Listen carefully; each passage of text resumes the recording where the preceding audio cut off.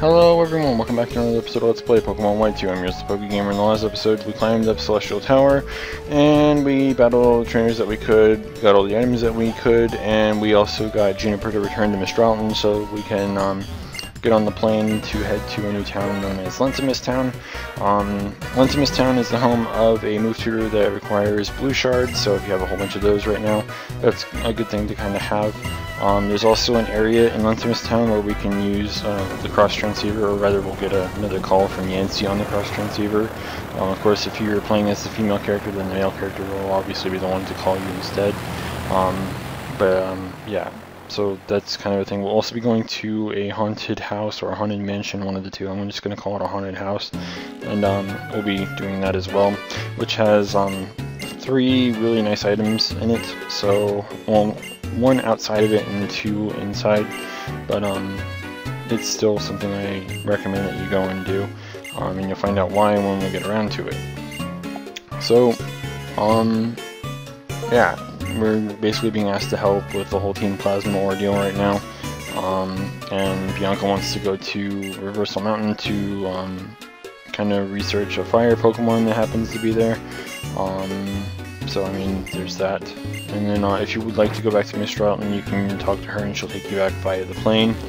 This is assuming that you don't have Fly already, you know, so there's that.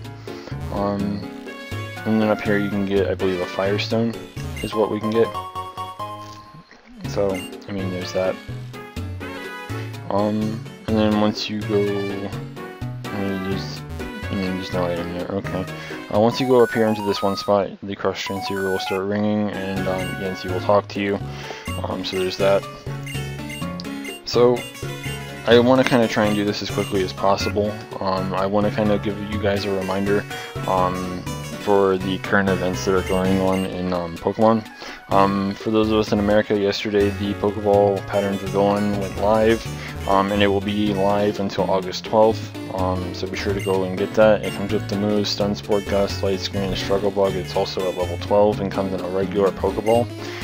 So I do recommend you go and get that while you can. It's a very short distribution, so I do kind of recommend that you do it. So there's that. For those of you in Europe and Australia, the Special Pokeball Pavilion has had its online event announced. It has been confirmed that this distribution will run on European and Australian games from August 29th, 2014 to September 8th, 2014. If you receive the pavilion in the Pokemon Center in Paris or at Gamescom next week, you cannot receive this event again, and this event will match the previous distributions of it, meaning the American, the Japanese, etc. Also, for those of you in the UK, the latest event is due to end on Sunday, August 10th, 2014. If you go to Game, you will have the ability to download a Charizard either via Nintendo Zone or through a serial code to fast forward at the till. This event mimics the event that was in Japan earlier this year and offers a Charizard that will come with the Charizard Y if you connect with Pokemon X, or a Charizard X if you connect with Pokemon Y. So if you're finding yourself needing the other stone, you have until the 10th to get it. Of course, this only applies to people in the UK, but I mean, hell, why the hell not? Just go for it, I guess. I mean, having a stone that you can't get in your, like your specific version. I don't know if you heard that I accidentally burped in my mouth. Excuse me if you heard it. If not, disregard. But it's always nice to have the opposite Megastone that you don't have access to in your game, because most people are usually stingy about them, especially when it comes to the Charizardites, because X is pretty popular in the competitive OU meta right now, and Pokemon, or the X, or the Y Mega is still pretty decent as well. So I kind of, don't see people getting them that easily. I can probably see people saying, oh, Mason item for it, or something like that, and honestly I don't think it should be all that worth it, but I mean, people are stingy like that, so not that many people have much choice to kind of do that. So I mean, here's a funny story. This is about the 7th time that I've recorded my commentary for this, and now I get to watch myself get trolled by him leading an anti-lead against my lead, because, and I end up getting punished for leading something like that, so it's fun. I can spoil this entire battle for you. I decide to not switch into electric but into Lucario. I take a spark, which I take decent damage from. Then I decide to go for the return. He lives, gets spark off, if I'm not mistaken, and then he gets paralysis. Then he hits me with discharge, and I live, and I go for the ice punch and KO it. And then once the battle's over, I go into my bag to see if I have anything to cure paralysis, and only to find that I don't. If I had, I would have used something like Moo Moo Milk to fully restore, and then use something to get rid of the paralysis. I've just been on with my day, but apparently because of, you know, the fact that I don't have something to cure paralysis, we will be heading back to the Pokemon Center, only to come back out here moments later. So, as you can see, I have no paralyzed heals or anything like that, and I have no Cherry Berry either. So it's great. It's absolutely great. I mean, I guess I didn't have to heal, but like, having Lucario at full health is something that you kind of want to have. I mean, you never know when you're going to actually need Lucario, and I mean, it's Lucario, he's overpowered as fuck, and you want to be able to, you know, just have it to wreck through the game, basically. And I mean, I don't know if I used it at all in the haunted house, but I mean, I could be wrong. I don't really remember. I don't think I ever did, but I mean, hey, whatever. Having it at full health is ideal. At least that's my opinion. And as you'll see, I'm not getting full heals. This is partly because it's 600 per, and I only decided to get like a couple of things to get rid of Status Affliction, as well as a bunch of Max Repels, because we're going to kind of need them for both Reversal Mountain and the Haunted House. So, I mean, we'll be dealing with that momentarily. But yeah, I guess I can also take the time to talk about this. For those who are into Yu-Gi-Oh!, which is probably a good chunk of people that actually watch this, considering No Limit Gaming tends to give my channel kind of a shout out every time they do a contest. For those of you interested in Yu-Gi-Oh!, the World Championships for Yu-Gi-Oh! Are this weekend on the, like, I think it's like the 8th through the 10th, something like that. They will be live streaming that over on Twitch this weekend, so be sure to, you know, check that out, assuming that you're not going to be, you know, like working or just sleeping or something like that whenever it's going on. Remember, it's in, I think, Italy, so you have to kind of remember that it's by their time zone, so that's something that you'll have to worry about. And then a week after that will be the Pokemon World Championships, so busy couple weeks for a lot of people. And by a lot of people, I mean, you know, somewhere around probably 70 or 80 people. So, I mean, that's a thing. This area, I forgot to mention, off screen I will be getting a Pokemon that's capable of using Fly. And there is a Pokemon in this area that can get Fly. I will be getting that as a flyer for, you know, later episodes until we get a permanent member that can actually use Fly. Now, as I said, there's an item outside of the haunted house, and that would be the TM30, which would be Shadow Ball. Obviously, this is a TM that is very, very good. It's still run on competitive Pokemon and competitive teams to this very day, so I do recommend you pick it up, assuming that you want to do like infrared Wi-Fi battles that you want to upload to your channel or something like that. You know, it's good to have for competitive play, as well as just an overly powerful move through a good portion of the game as well. It's just nice to have. Anyways, I guess they call it the Strange House. I call it the Haunted House, of course. It is kind of a strange house, though. The way this house works is on the first floor, there is 2 stairways that go down or up from a lower floor. And the way that this house works is all the furniture in the house rearranges itself. And the only way you can rearrange them is by going down the stairs on the first floor and then coming back up on the other side. Because if you don't, then I don't think that the furniture rearranges themselves. As you can see, it kind of becomes kind of like a maze, in the sense that you have to maneuver around like all these chairs and like these couches and whatnot. But as you can also tell, this house is kind of abandoned. One of the items that I mentioned before that are really good to have is sitting right there, which we'll be getting the second time we come down here.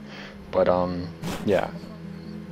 So you notice that once we come up here, the things in front of like one or two of the doorways is gone. So going in here, we come across a trainer. Now, this trainer is dead,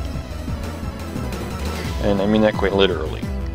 And I don't want to explain it just yet, but we'll get around to it momentarily. I believe it will be after we come up from downstairs the second time. But it's really interesting how this place actually works. And